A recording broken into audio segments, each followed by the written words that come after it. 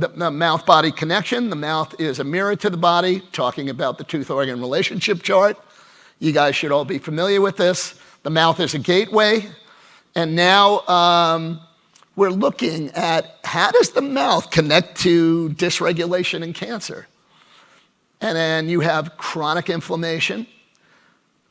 You have autoimmune. Actually, chronic inflammation gives you a more pro-inflammatory genotype. It causes genetic changes. Lots of inflammatory diseases. I treated these necrotic areas of bone in a patient this week. The guy's ankles were this big. He was suffering with osteoarthritis. And evidently he heard about me on a podcast or something. Comes in, I treat him. The next day he's walking down the hall. And he's like, "Doc, right after you opened it up and right after you treated those areas, my inflammation in my ankles that I've been suffering with, they have me on like 6 meds, gone." And I had a woman the week before came to me from New Hampshire, to my office in New York. She had a cane. And I'm like, and I have to tell you, I'm humbled. I am humbled. I did not cure her. I was joking, it's going to be like Lord, we put the brushes on the wall, The dental office, this is a dentist. The reality is she healed herself when I took out chronic inflammation. Those are the words I want you to remember. Chronic inflammation, oral toxicity, dysregulation, dysbiosis and dysregulation. In my opinion, cancer is the end stage of dysregulation. You don't catch cancer. It's like Susie got breast cancer. No, cancer didn't fly in to Susie's breast, okay? She was dysregulating on one of those 5 levels. And by the way, sometimes it's psycho-emotional as the root cause. Sometimes it's energetic pathways being like meridian pathways blocked, compromising immune system. So gum disease and body health, look at the statistics here for everything from Alzheimer's disease, colorectal. The number 1 bacteria in colon tumors is a commensal bacteria, Fusobacterium nucleatum. So chronic inflammation, there's a clear link between chronic inflammation in your mouth and cancer. Gum disease bacteria deemed the catalyst for cancer cell growth. And what do my colleagues do? I studied the oral microbiome for 20 years. There's a toothpaste out there that all the proceeds are going for a foundation to help give grants to people to get good dentistry and to train dentists. I'm right now working with the Dean of New York University for New York University College of Dentistry, the largest dental college in the country. I want to open a center to train dentists in the principles, not just the techniques of doing a cavitation or safe removal of amalgam. That's the mechanical side. I want them to really understand the philosophy of biologic medicine and biologic dentistry being a division of biologic medicine. I want them to understand that they're treating a life force and not some patient in the chair with their mouth open that's a piece of meat. And dentistry, I see this because dentistry was separated from medicine. The dental school, and you're focused on, being a mechanic. And so I could add a lot to this. By the way, pancreatic cancer, Harvard University, men with advanced gum disease, 67% higher incidence of pancreatic cancer. Colorectal cancer, those aren't even on there. So how does this happen? This is called dysbiosis. And these were 2 other books I read when I was in. Major source of chronic inflammation. I created a toothpaste, and believe me, it was beyond me. I was just downloading what I was receiving, because when I came out of the Harvard program, I had this really heavy heart to, 1, change the way the dental profession is carried on and help dentists understand the important role they have as physicians of the mouth. And the second, I got to change what people brush their teeth with. Because toothpaste is flavored detergent developed by soap makers, Colgate, P&G, blah, blah, blah. And this xylitol is a chemical that is not absorbed or recognized by the human body. It is not absorbed or metabolized by the human body. It is a high-value chemical. It was a brilliant invention, a snow job in science. So they did junk science in Finland, saying that xylitol kills bacteria in the mouth, so it's good for your teeth. Bullshit. Xylitol is a high-value chemical. They extract xylitol. Daniska, a subsidiary of DuPont, developed xylitol by extracting xylan from GMO corn cobs. Bio-waste. After the GMO corn for feed, they used the bio-waste and turned it into billions and billions of dollars. They built organizations, the IOSHA and this and that, Academy of Oral Systemic Health and da-da-da-da-da, and xylitol, the xylitol manufacturers are all there. It's a high-value chemical that is not absorbed or metabolized. It is made by an industrialized process of hydrogenation, like margarine, using a heavy metal, rainy nickel. It'll kill your dogs. It'll just give you really bad diarrhea and gas if you swallow it. But the xylitol has become this thing for natural toothpaste, like it's natural, it's crap. So really very interesting about, I'm going to give you this 1 minute on the microbiome. The microbiome, the human microbiome, is divine. It's divine.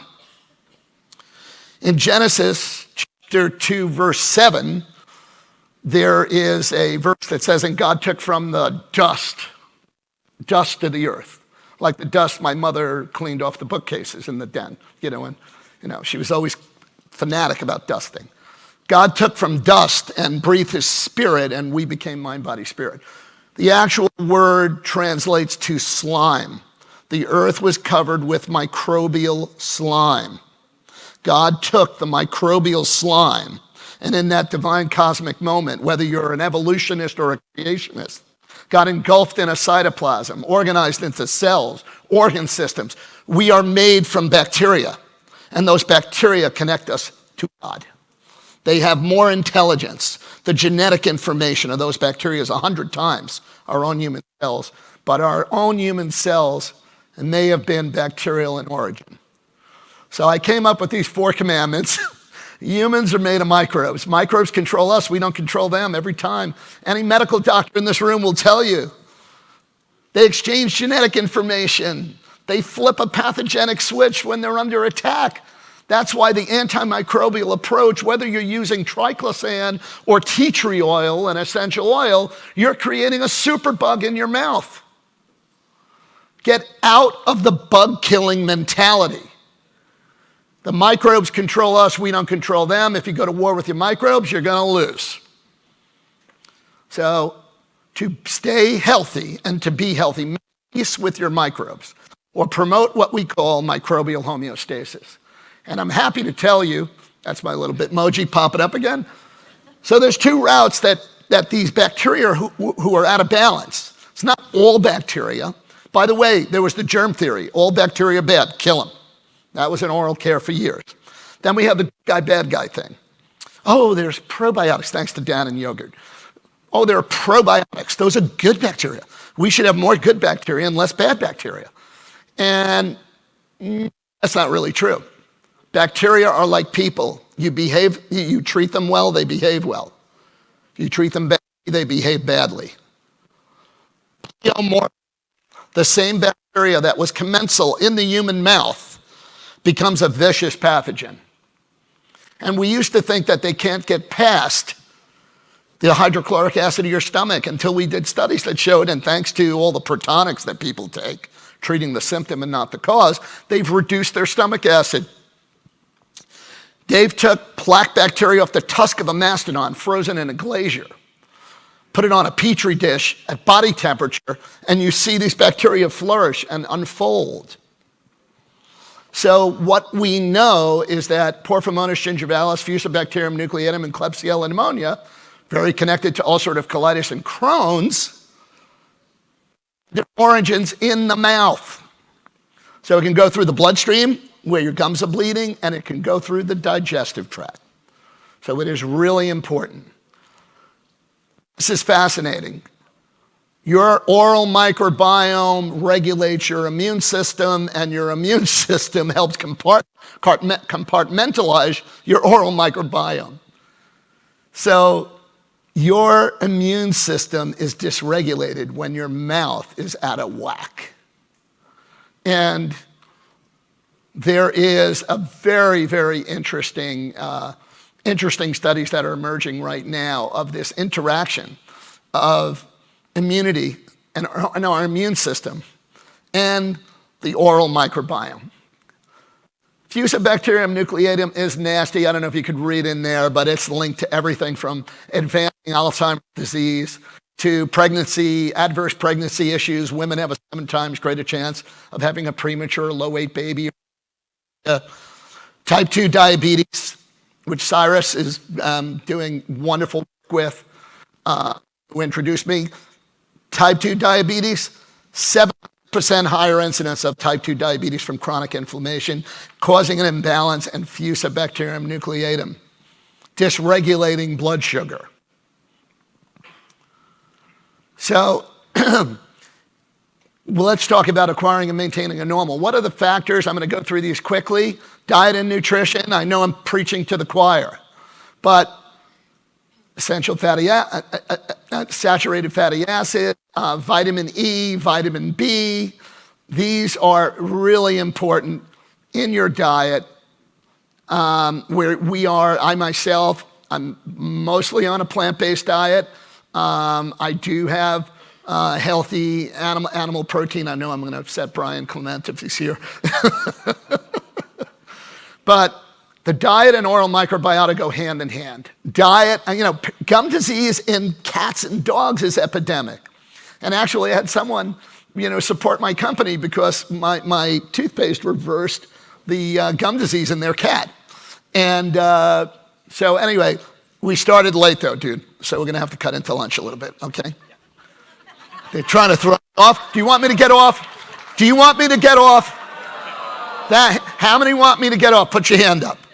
How many want me to keep going another 5 minutes? You have your answer. I rest my case, Your Honor. All right, so this is the big one. Toxicity, endotoxin production, right?